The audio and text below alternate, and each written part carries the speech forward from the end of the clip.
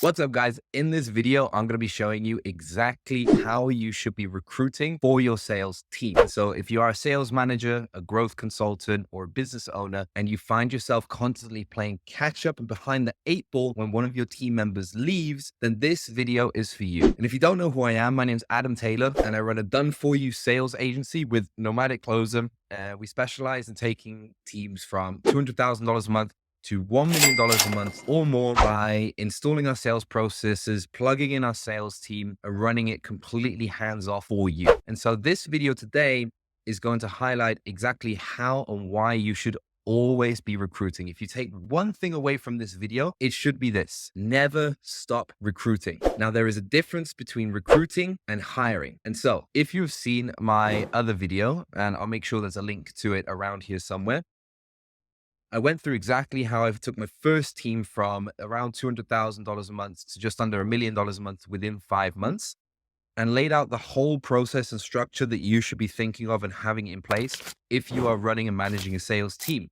And so in that video, I outlined exactly how recruiting is the exact same thing as marketing for clients. You should never stop doing this. Now, recruiting is different from hiring. Today, we're going to be talking solely about recruiting.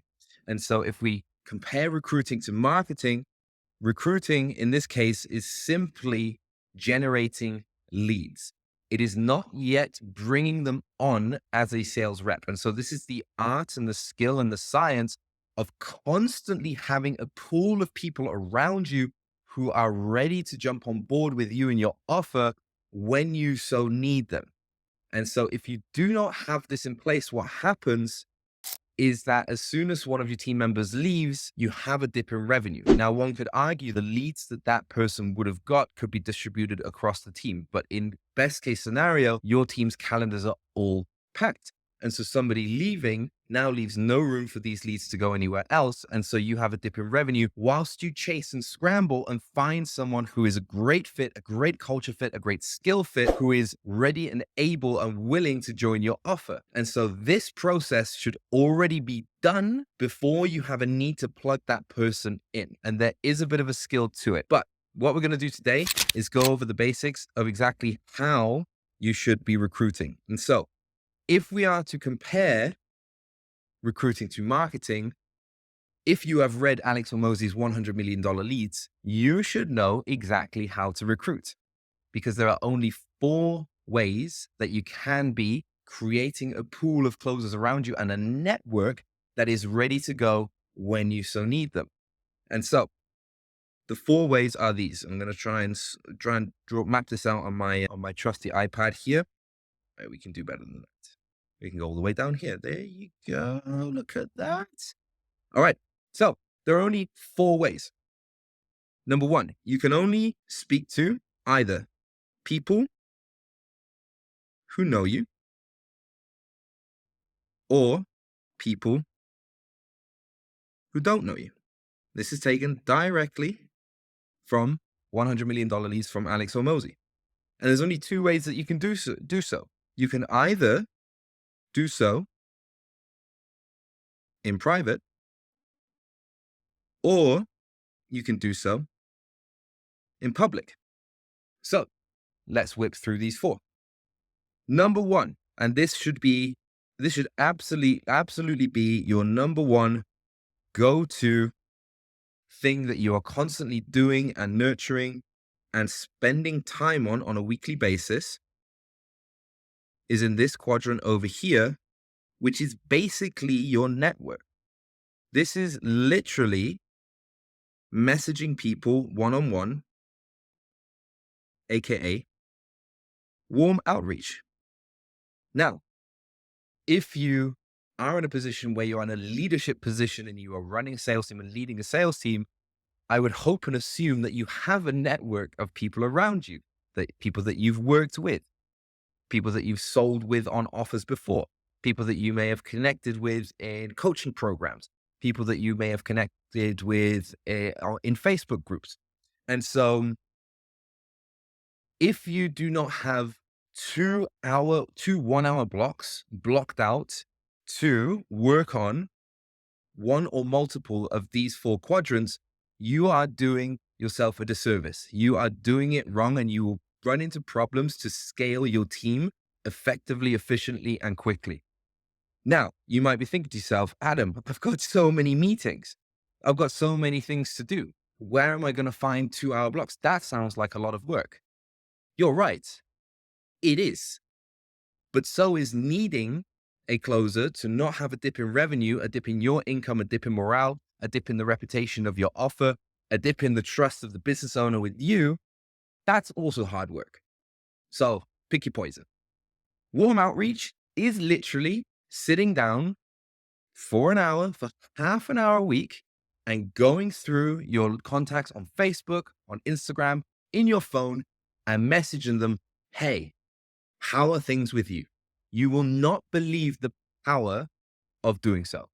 They're going to tell you how they're doing. They're going to feel appreciated. They're going to feel grateful that you reached out to them. The other thing they're going to do is they're going to tell you pretty quickly about how their sales is going. Maybe they're crushing it. Maybe they're not. Maybe they're looking for an offer. Maybe they know someone who is looking for an offer. And so what you want to be constantly doing is watering the garden of your network. If you only reach out to them when you're in a time of need, you will be the needy person that only comes to people when you need something from them. If you deposit into the emotional bank account on a regular basis, when it is time to make a withdrawal, you will be able to make that withdrawal without going into the red. And the more you've deposited, the bigger the withdrawal you'll be able to make. And so this should be a constant thing on your calendar every single week. There should be 2 1-hour blocks to be working one or multiple of these quadrants. Now, the next up is people that don't know you.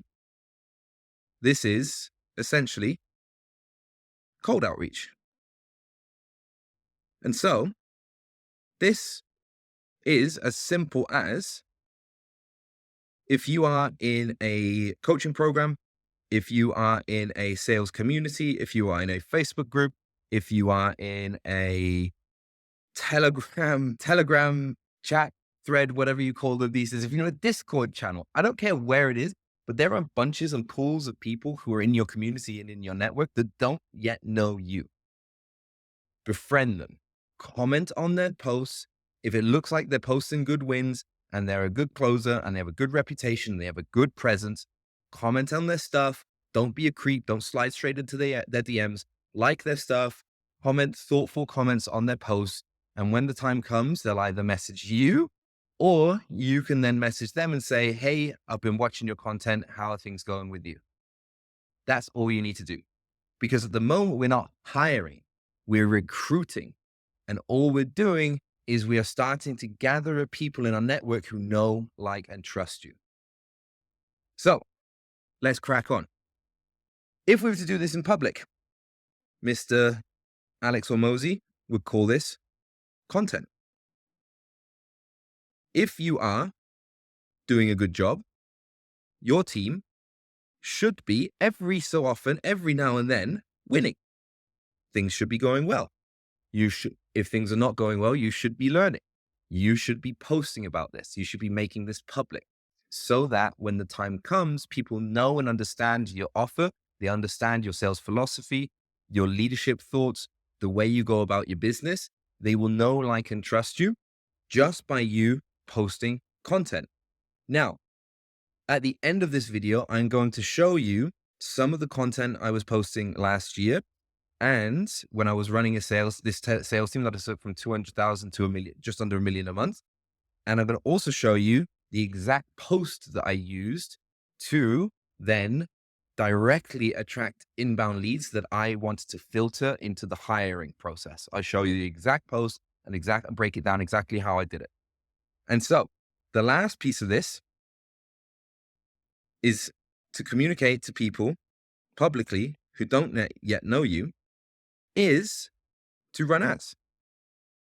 To run ads to a very simple landing page that outlines your offer, outlines what you do, how you do it, and have them fill out a form that zaps into Asana, Go High Level, a pipeline that you can then manage, filter, and reach back out to when the time comes. Obviously, when they fill out the application, there should be some form of communication so as not to just leave them hanging. But you can run paid ads, or if you want to just keep it simple, you can keep this on your company's homepage, create a very simple landing page with a nice video, some information about your offer, and get people who don't yet know you to fill out a form. It's as simple as that. There are no other ways to be recruiting. Again, not the same as hiring. And so if you are a smart cat, as we all know you are, you'll also know that there are 4 ways to apply leverage whilst doing this. So that it's not just you doing this, but you actually are using what Uncle Mosey likes to call lead getters. And so, again, there are 4 of these. Number 1, your customers. The people that your guys are closing into the offer, there could be someone in there, right here, right now, who is a phenomenal fit for your sales team. And you just don't know it yet because you haven't taken the time and the effort to reach out to them, to nurture a relationship, to be communicating with people, finding out, making connections. And now you're just left with absolutely nothing and just a need to hire with no recruitment pool to tap into. Your customers can be a phenomenal source of reps. Notice, can be. No promises there. Don't go blowing up the comments. Second, employees. Let's call this, Uncle Mosey calls this employees. Let's call this your team. Oh my goodness, what a thought. Maybe your closers know other closers. They probably do.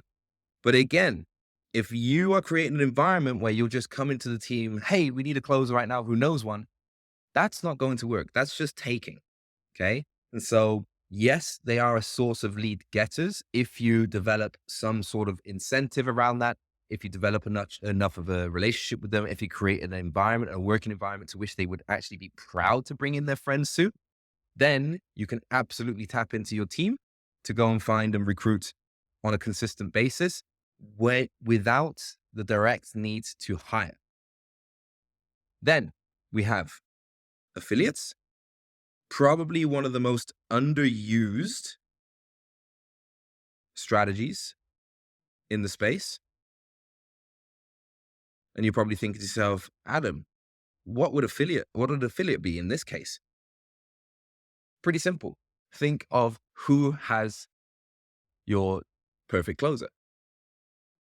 Sales trainers, sales coaches, sales mentors, people in the sales space who are not directly recruiters, because we're coming to them just right now, but people who are actually working directly with closers, with setters, with sales reps. They could be mentors in the space. JD Daly, Bill Walsh, Michael Dunleavy, the guys over at NEPQ and 7th Level. There are a ton of new ones coming out. Of course, up to you as to who you want to associate and affiliate with, but why not develop a relationship with them? You may have been through some sales training and programs yourself, and you can reach out to your ex-coach and mentor and say, hey, I've got a phenomenal offer, because you should have built a phenomenal offer, just like Alex and Moses says to build $100 million offers before you go and get $100 million leads. You should be building a phenomenal sales team and environment.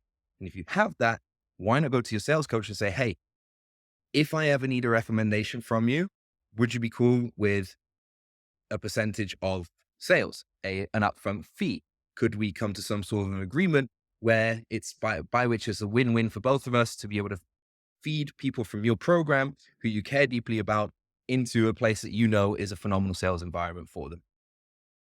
That would be an affiliate. And so the last one here are agencies, but for the specifics of this topic and this video, I'm going to call them recruiters. Yeah. Why not work with 2, 3 good reputable recruiters? And this is, in fact, something that we at Nomadic Closer do also. We do recruitment and replacement for companies as part of our offer. And so it is simply a case of going to and finding some recruiters that you vibe with, that you respect, that you find reputable, and explaining exactly what you need and having them go out and use these 4 methods to go and get you some leads to talk to. Again, you should always be using these 4 strategies on a weekly basis. If it's not blocked out in your calendar, you are doing it wrong. And you should always be seeing, how can I apply more leverage so that per hour that I'm putting in, I'm getting a multiple back out. That is it, guys. So to give you a concrete example of this, here is the exact post that I used to get a bunch of leads in for an offer that I was running last year. And so that is not my, that is not my screen. Where is my screen? Oh, hold on here. Where have we gone? There we go. So yes, we've got the screen. Phew. I got lucky there. So essentially what we're looking at here is 2 closers wanted. I always like to bring on 2 closers at a time because 2 is 1 and 1 is none. And so I'm sure there'll be a lot of debate about that in the comments. But essentially, if I can bring on 2 guys with the clear expectation of best case scenario, you guys give me both a phenomenal headache and I have to take both of you on. But the expectation is that we have a certain ramp up period, and that'll be another video that I'll be creating about this. It's exactly how to structure an onboarding in a ramp up period to set expectations that I will only be taking one of you after that ramp up period. So are you looking to be a top producer as a closer with an epic coaching company? It's an amazing opportunity. Please read all the way to the end and then DM me with interest and I'll send you more info. Okay. So I'm already explaining next steps, but I'm also giving instructions. And I personally make these posts long on purpose to make sure that I only am working with people who are thorough and who take the time and the effort to read a post in its entirety. I know, what a concept, but there you go. We got to do these things. So for those of you that perhaps don't know me so well, little introduction. This is what we've been doing. This is the offer in its essence, and a little bit about me, myself, just to build up some credibility and so that people know who is actually reaching out. The same as you would use social proof in your offer for your business. That's exactly what I want to do with this. So I want to give some stats and some figures. And here's my big ask from all of you. When you are creating job posts, use actual real statistics and real numbers. Stop giving ballpark figures. Sit down and figure out the averages and give people exact numbers. They will trust you inherently more. You will be respected and known in the space as reputable, honest, truthful, integral, and you will find the best of the best that way. Stop trying to trick people into offers with made up OTEs and made up numbers that you just pulled out of your ass. Please stop. Rant over. So from here, we want some exact numbers. This is at the time of writing, exactly how many clients we had, where they were from, exactly what we do with them, a little bit about the company. And I'm just going to write it straight in there. I figured out, I took the average earning of each of my closers over the course of January to April, and I put it up there to the dollar exactly. I'm not going to give you 15 to 20K OTE when my closers are averaging 14,720. Now, given this is average, so that means that some months made 8, some made 20. But I'm not going to say that. I'm going to give the exact averages so you know what to expect. We are looking for someone very specific. This could be for you if now I want to describe this person in detail. Again, I'm going to put it all out here on this first post. I'm not going to think to myself, oh, let's just make this brief. I don't want to bore people. I want to bore people. If you get bored reading this, it ain't for you. Jog on. Move on to the next one. I'm going to lay it all out there. I'm going to be very specific. I'm going to say things that might repel the wrong kind of person. I want someone that's, for this offer, I wanted someone who's looking to produce, not take inbound calls. I want someone who has a proven track record in B2C BizOp. I want someone who's coachable and willing to put in the work and be posting coached and mentored by me. I want somebody who is passionate and outgoing. Don't want to wet flannel on these calls. You enjoy holding people accountable so you are able to have uncomfortable conversations. I need that kind of person on this offer. Whatever you know you need, put it in there. The right people will be attracted, the wrong people will be repelled, and you'll save yourself an awful lot of time and heartache. So, what we're offering, this role suits someone who's looking to join a globally remote team, great culture to help scale a fantastic one from currently on average from January to April, $685,399 per month. I sat down and I ran the numbers, and this was our goal for the year. What you're going to be doing, you're essentially going to be speaking to inbound applicants. So I want you to know what we're offering, and then I want to know what you're going to be expected to do. For this offer, I had capacity to coach people personally on the sales process. This was an offer where that was possible. Some offers, you may be looking for someone to come in and bring their expertise in with them, and that's completely fine. Write it up in there. Just be honest, just be truthful. Don't think, what can I say to attract a really good closer? Just present yourselves in an honest fashion. So, expectations, you'll be taking 4 to 5 calls, be compensated 10%, current program price is this, PIF and performance bonuses. I don't really need to lay all, because we had a kind of a really cool tiered structure that needed a little bit of explanation. So that I know that would have been too much, but I'm not going to put the top tier. So you were able to earn more than 10% commissions with our tiered structure. I'm just going to put in what you can expect. It's going to be 10%, but that's the baseline. All right. And I'm going to need you to attend a daily meeting and training weekdays at 9 a.m. Eastern. Put it out there so people know. If this sounds like a perfect fit, DM me. Start the message with the word interest so it stands out in my inbox. I want to be very specific because I want to know that somebody's read all the way to the end. I want them to know they can follow instructions and that they're thorough and detailed. If this sounds like you, DM me right away and I'll be in touch with the next steps. So in another video, I will break down what happens after that, because after that starts the process of hiring. This was a post I made to move people from the recruiting side of things into a hiring phase. What we've gone through today with all of this is essentially something you should be doing on a constant and consistent basis to consistently be generating people and bring people into your ecosystem, so that when you then create a post like that, you have very warm leads who are willing and wanting to reach out to you, so you can move them from here, from this recruiting. Can't quite see it. There it is. From recruiting into the hiring phase. And then from there, hopefully into the managing phase. And I'll break down those steps in another video. If you like this video, like the video, comment below, subscribe to the channel. Catch you next time. Bye-bye.